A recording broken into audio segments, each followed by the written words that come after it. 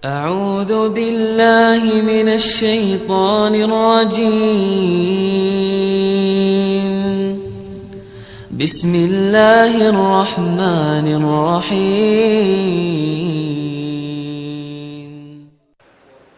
بسم الله الرحمن الرحيم. Assalamualaikum warahmatullahi wabarakatuh.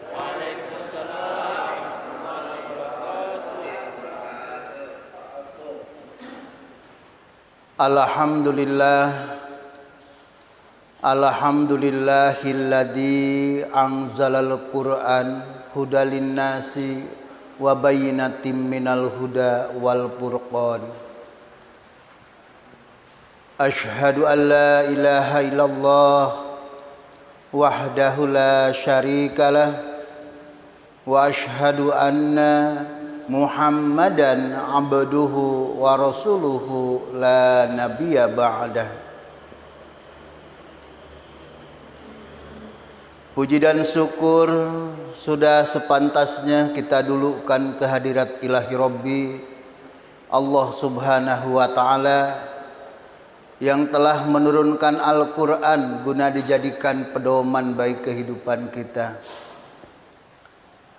Salawat teriring salam semoga tetap tercurahkan kepada baginda Nabi besar kita Nabi Muhammad sallallahu alaihi wasallam,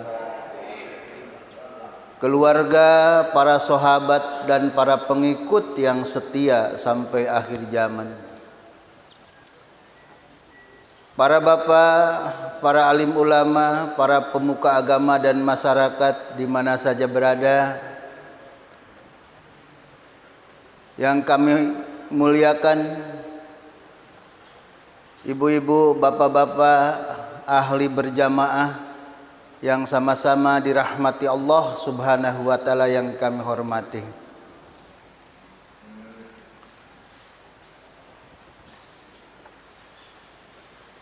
Insyaallah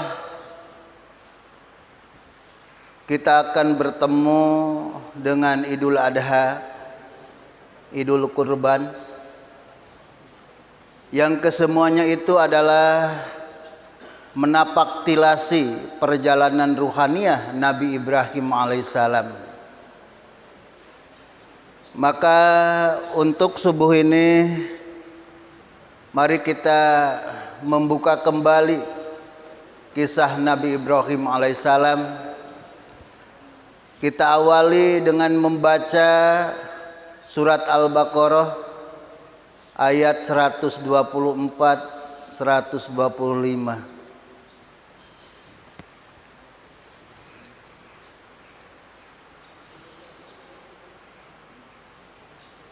A'udzu billahi minasyaitonir rajim. Bismillahirrahmanirrahim.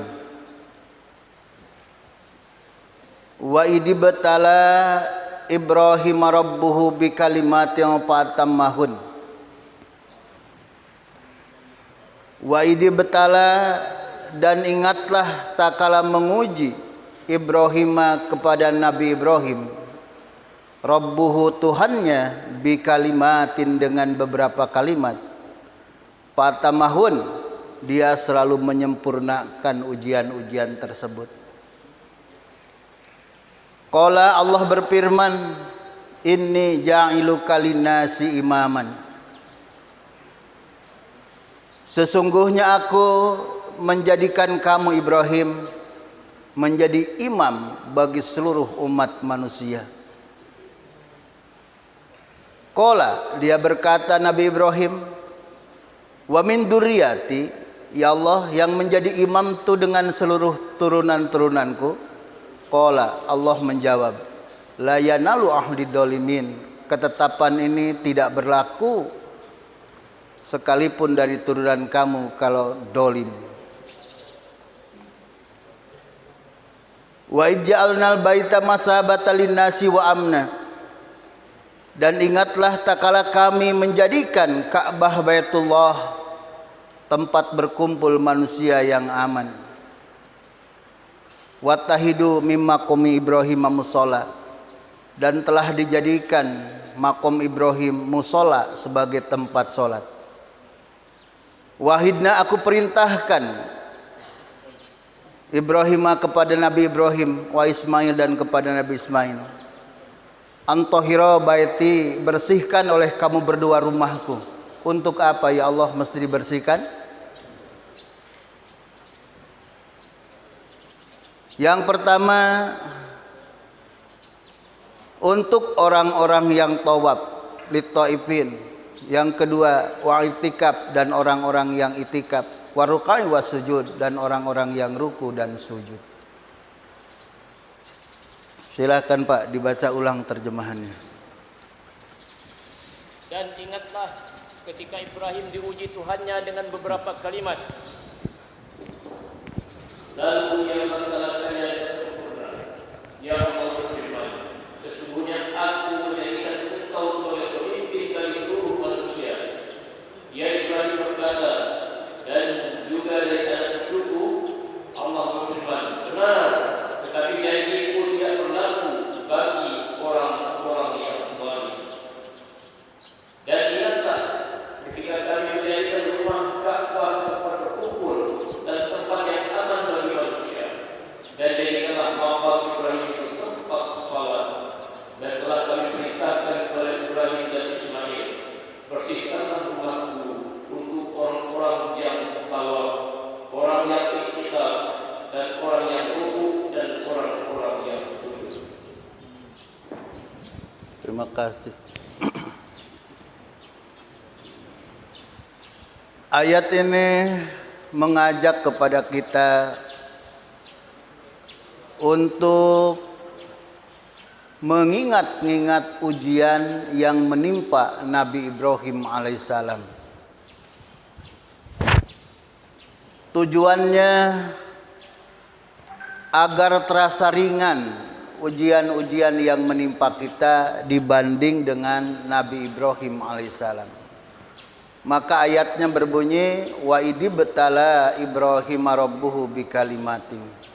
Ingatlah tak kala Ibrahim diuji oleh Tuhannya dengan beberapa kalimat. Ujian apa saja yang menimpa Nabi Ibrahim alaihissalam? Yang pertama, Nabi Ibrahim kecil harus mendapat pengusiran dari ayahnya karena berbeda keyakinan. Nabi Ibrahim sejak kecil sudah menunjukkan kecerdasannya yang luar biasa, sehingga ia bisa berkata di depan ayahnya Azar, seorang pemahat berhala, ayah, masa berhala yang dibikin oleh ayah disembah? Harusnya berhala yang nyembah ayah. Kan yang hebat itu ayah yang membikinnya. Udah Ibrahim, jangan banyak ngomong. Kamu jualan saja hasil pahatanku ini. Ibrahim manut pertamanya Pak, menjajakan berhala-berhala bikinan ayahnya. Tapi Nabi Ibrahim dagangnya itu sambil menghina dagangannya, bukan sambil memuji dagangannya. Kan kita biasanya dipuji dagangan itu ya, mau beli bakwan masih hangat, padahal udah seminggu gitu kan. Nabi Ibrahim sambil menghina dagangannya, asal ketemu orang, Pak mau beli Tuhan tapi tidak bisa ngomong. Pak mau beli Tuhan tapi tidak bisa mendengar, ya jelas tidak laku. Akhirnya Nabi Ibrahim kecapean.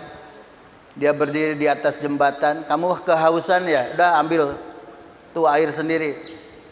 Dilemparkan semua ke sungai. Datang dari dagang, ayahnya gembira. Oh laku semua ya nak. Betul ayah. Tapi berhala yang dibikin ayah tuh kehausan. Aku lemparkan semua ke sungai. Marah ayahnya luar biasa. Pergi Ibrahim, kamu telah menghina Tuhan-Tuhan kita ini. Oke ayah, saya mau pergi, tapi saya tetap akan mendoakan ayah supaya mendapat hidayah. Nabi Ibrahim pergi ke tanah lapang. Dia mengamati segala fenomena alam yang ada di hadapannya. Dia gunakan seluruh kecerdasannya. Pertama dia melihat bintang. Nah, kepada bintang inilah aku mesti bertuhan, daripada kepada berhala hasil pahatan ayah saya. Dia menyembah bintang. Tidak lama kemudian bintang pun hilang, lenyap. Datang bulan, bulan lenyap juga. Datang matahari, matahari lenyap juga. Kata Nabi Ibrahim, aku tak suka bertuhan kepada yang suka lenyap-lenyap. Akhirnya Ibrahim berpikir, siapa ya yang menggerakkan matahari dan bulan? Maka datanglah hidayah kepada Nabi Ibrahim alaihissalam, sehingga Nabi Ibrahim bisa berkata, inni wajahtu wajhiya lilladzi fataras samawati wal ar hanifam muslima wa ma ana minal musyrikin.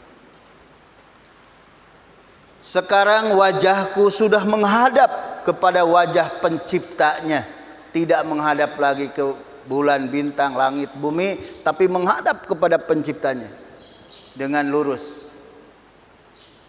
Itulah hidayah sudah datang kepada Nabi Ibrahim. Maka sejak saat itu Nabi Ibrahim berkesimpulan, seluruh berhala-berhala yang ada di hadapanku harus aku tumbang-tumbangkan. Inilah penemuan manusia yang sangat besar, yaitu menemukan la ilaha illallah. Apapun yang ditemukan manusia pada akhirnya dikuasai oleh manusia. Komputer sekalipun dikuasai oleh manusia. Yang namanya dikuasai bukan besar, tapi menemukan Allah. Allah tidak bisa dikuasai oleh kita. Allah penguasa diri kita. Maka menemukan la ilaha illallah adalah penemuan yang paling besar. Mantaplah ketauhidannya. Malam-malam dia ngambil kapak, dihantam semuanya, tumbang-tumbangkan. Yang disisakan satu berhala yang paling besar untuk menggantungkan kapak. Nah, kita pun harus sering menumbang-numbangkan berhala. Tiap hari, bahkan tiap saat, tiap detik. Dengan apa para bapak? Dengan la ilaha illallah. Tidak ada Tuhan selain Allah. Tumbang berhala. Akhirnya besoknya geger. Raja Namrud marah-marah. Siapa yang berani menghancurkan Tuhan-Tuhan kita ini? Ada seorang yang membocorkan. Ada raja yang benci dengan kita, Tuhan kita itu namanya Ibrahim. Akhirnya Nabi Ibrahim dikejar Densus 88, ketangkap. Kalau sekarang disidangkan, dalam sidangnya itu menang Nabi Ibrahim. Ibrahim, betulkah kamu yang numbang-numbangkan Tuhan kita ini? Kata Nabi Ibrahim, jangan cari bukti yang tidak ada raja. Itu buktinya, kapak masih bergantung di berhala yang paling besar. Dialah yang numbang-numbangkannya. Bodoh kamu Ibrahim. Dia itu tidak bisa apa-apa, masa numbang-numbangkan kawannya? Kalau begitu yang lebih bodoh raja. Kenapa yang tidak bisa apa-apa malah disembah? Kalah sebetulnya hujahnya. Tapi raja itu punya kuasa. Nabi Ibrahim tetap dibakar. Rakyatnya disuruh mengumpulkan kayu bakar. Api disulut terlalu besar. Tidak ada yang bisa melemparkan Nabi Ibrahim ke dalam gumpalan api, karena apinya terlalu besar. Akhirnya dibikinlah ketepe raksasa di ayun. Terus masuk. Api siapa yang membikin? Allah. Ya narukuni bardan wassalaman ala Ibrahim. Wahai api dingin, selamatkan Ibrahim. Nabi Ibrahim di dalam api malah menggigil. Tidak ada satu lembar rambut pun yang terbakar. Tentu ada orang yang beriman kepada Nabi Ibrahim alaihissalam dan Raja Namrudnya tetap sombong. Sampai di situkah ujian yang menimpa Nabi Ibrahim? Tidak. Akhirnya Nabi Ibrahim pun menikah dengan Siti Sarah. Dan sampai tua dia tidak punya anak. Padahal dia berdoa terus-terusan, Rabbi habli minas solihin. Ya Allah, karuniakan kepadaku anak yang soleh. Tapi belum jadi kasih anak. Akhirnya istri pertamanya bilang, Bang, barangkali abang dariku tidak akan punya anak, coba nikahi Siti Hajar. Hajar adalah pembantunya. Akhirnya nikah dengan Siti Hajar. Sekarang ada istri yang menyuruh-nyuruh suaminya nikah lagi? Tidak ada. Yang ada sekarang daripada di madu bagus diracun. Ternyata betul dari Siti Hajar punya anak, yaitu Nabi Ismail alaihissalam. Tidak lama kemudian dari Siti Sarah pun lahirlah Nabi Ishak alaihissalam dan melahirkan para nabi dengan begitu banyak sehingga menjadi Bani Israel. Banyaknya nabi di zaman Bani Israel seperti banyaknya ulama di zaman sekarang. Tapi dari Nabi Ismail yang jadi nabi hanya satu, yaitu Nabi Muhammad sallallahu alaihi wasallam. Jadi Nabi Ibrahim adalah bapaknya para nabi. Maka Nabi Ibrahim sekarang menjadi orang yang berbangga-bangga dengan punya anak. Lihat di dalam surat Ibrahim, terima kasihnya luar biasa. Ya Allah, terima kasih dalam masa tua engkau masih memberikan anak, yaitu Ismail dan Ishak.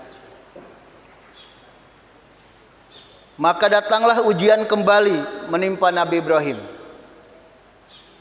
Hei Ibrahim, letakkan itu anakmu di sebuah lembah yang tidak ada pepohonan, tidak ada orang, tidak ada air, yaitu di Hijri Ismail.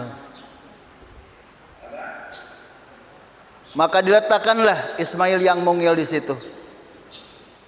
Siti Hajar bertanya, apakah aku ditaruh di sini berdasar perintah Allah? Ya, kata Nabi Ibrahim. Kalau begitu tinggalkan saja. Maka Nabi Ibrahim kembali pergi ke Palestina, ditinggalkanlah istrinya di situ dengan anaknya. Walaupun dia sudah menjadi istri Nabi, dia tidak berpangku tangan. Dia mencari setetes air untuk kehidupan anaknya dari Bukit Sofa ke Marwa, Bukit Sofa ke Marwa. Tapi air tidak ditemukan di Bukit Sofa, di Bukit Marwa, malah keluar dari hentakan kaki mungil Ismail, memuncrat mata air Jam-Jam yang sekarang diceduk oleh jutaan hujaj tidak pernah kering-kering. Inilah mukjizat yang luar biasa. Inilah ujian berikutnya, harus berpisah dengan anaknya padahal sedang berbangga-bangga tadi dengan punya anak. Walaupun sibuk ngurusi anak, tapi gelarnya tidak dicabut. Gelarnya tetap Khalilullah. Nabi Ibrahim itu dalam Al-Quran, gelarnya adalah kekasih Allah. Sudah dewasa, suruh ditengok oleh Nabi Ibrahim alaihissalam. Tetapi ternyata membuat perintah yang sangat luar biasa, bahkan di luar kebiasaan kita, di luar kemampuan manusia biasa. Ismail, aku datang untuk menyembelih Anda. Kira-kira bagaimana menurut pendapat kamu? Ternyata jawabannya sangat menyayat hati. Ya abatib almatu maru fa insyaallah minas sabirin. Bapak laksanakan.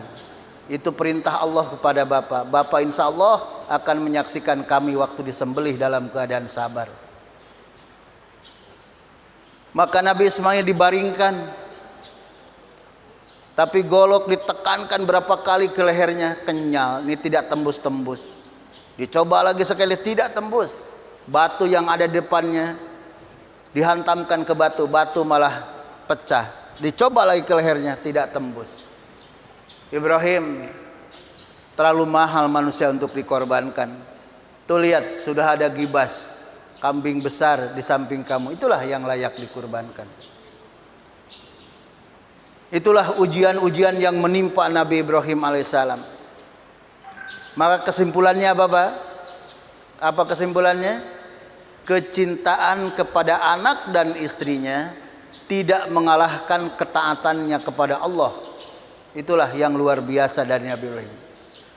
Maka Allah tetapkan, inni ja'iluka linnasi imaman. Ibrahim, sejak saat ini aku angkat engkau menjadi imam bagi seluruh umat manusia, karena lulus terus menghadapi ujian-ujian. Naluri kebapaannya muncul pada waktu itu. Wa min duriyati, ya Allah, dengan semua turunanku kah yang jadi imam? Kata Allah, la yanalu ahdi dolimin. Tidak berlaku ketetapan ini sekalipun turunan kamu kalau dolim. Wa idja'alnal baita masabatan linnasi wa amna. Ingatlah tak kala aku menjadikan Ka'bah Baitullah sebagai tempat berkumpul manusia yang aman. Wattahidu mimma qom Ibrahim musola. Dan sekarang makom Ibrahim sudah menjadi musola. Makom itu bukan makam, bukan kuburan, tapi tempat bertenggeknya Nabi Ibrahim waktu meninggikan Ka'bah. Makom Ibrahim. Wahidna, dan aku perintahkan kepada Nabi Ibrahim dan Ismail, antahira baiti, bersihkan rumahku. Ibrahim Ismail, untuk apa ya Allah mesti dibersihkan? Lit-taifin, nanti akan banyak orang yang tawaf. Terbuktikan Pak ya, jutaan setiap jemaah haji datang melakukan tawaf. Kemudian untuk orang yang itikaf, untuk orang yang ruku dan sujud, terbukti. Maka setelah membersihkan Ka'bah, Nabi Ibrahim berdoa. Silakan Pak, baca doanya. Ya. Dan ingatlah ketika Ibrahim meninggikan pondasi Baitullah bersama Ismail, seraya berdoa, ya Tuhan kami, terimalah amal dari kami. Sungguh Engkaulah yang Maha mendengar lagi Maha mengetahui. Ya. Terus Pak, terus. Ya Tuhan kami, jadikanlah kami orang yang berserah diri kepadamu, dan anak cucu kami juga umat yang berserah diri kepadamu. Dan tunjukkanlah kepada kami cara-cara melakukan ibadah haji, dan terimalah taubat kami. Sungguh Engkaulah yang Maha penerima taubat lagi Maha penyayang. Satu lagi terus. Ya Tuhan kami, utuslah di tengah mereka seorang rasul dari kalangan mereka sendiri, yang akan membacakan kepada mereka ayat-ayat-Mu dan mengajarkan kitab dan hikmah pada mereka dan menyucikan mereka. Sungguh Engkaulah yang Maha perkasa lagi Maha bijaksana. Ya, terima kasih. Doanya pertama bermohon kepada Allah, ya Allah, jadikan aku dengan anak-anakku orang yang berpasrah diri kepada ketentuan-Mu. Coba lihat Nabi Ismail ketika dibilangkan, anakku, aku bermimpi dengan hak untuk menyembelih Anda. Bagaimana nak menurut pendapat kamu? Kan jawabannya luar biasa. Ayah, laksanakan. Itu perintah Allah kepada ayah. Ayah akan menyaksikan kami waktu disembelih dalam keadaan sabar. Luar biasa. Kalau anak kita bagaimana? Jangankan diperintah disembelih ya, diperintah sholat aja, nak sholat nak, ntar mak 3 sinetron lagi. Ya Allah, 3 sinetron. Nabi Ibrahim memerintah anak dengan cepat, anaknya melaksanakan perintah. Ini karena doanya. Kemudian yang kedua, ya Allah, utus di tempat ini sosok generasi pelanjut, orangnya yang mampu membaca kitab, bisa ngajarkan kitab, cerdas otaknya menangkap ilmu pengetahuan, dan rajin mensucikan dirinya. Dijabah tidak? Dijabah. Lahirlah Nabi Muhammad SAW. Apakah kita sama sekeinginan dengan Nabi Ibrahim, ingin punya anak yang pandai baca Quran, bisa ngajarkan Quran, cerdas menangkap ilmu pengetahuan, dan rajin tahajud, rajin mensucikan diri? Sekeinginan tidak Pak? Kalau tidak sekeinginan, ilaman safiha nafsah. Itulah orang yang membodohi dirinya sendiri. Satu lagi ayatnya baca, Pak. Ya Tuhan kami, utuslah di tengah mereka seorang rasul dari kalangan mereka sendiri yang akan membacakan kepada mereka ayat-ayat-Mu dan mengajarkan kitab dan hikmah kepada mereka dan menyucikan mereka. Sungguh Engkaulah yang Maha Perkasa lagi Maha Bijaksana. Teruskan, Pak. Udah yang itu. Ya. Dan orang yang membenci agama Ibrahim hanyalah orang yang memperbodoh dirinya sendiri. Dan sungguh kami telah memilihnya Ibrahim di dunia ini, dan sesungguhnya di akhirat dia termasuk orang-orang yang saleh. Ya. Jadi mudah-mudahan anak kita mampu membaca Al-Quran, bisa mengajarkan Quran, juga punya kecerdasan menangkap ilmu pengetahuan, dan rajin mensucikan dirinya. Assalamualaikum warahmatullahi wabarakatuh.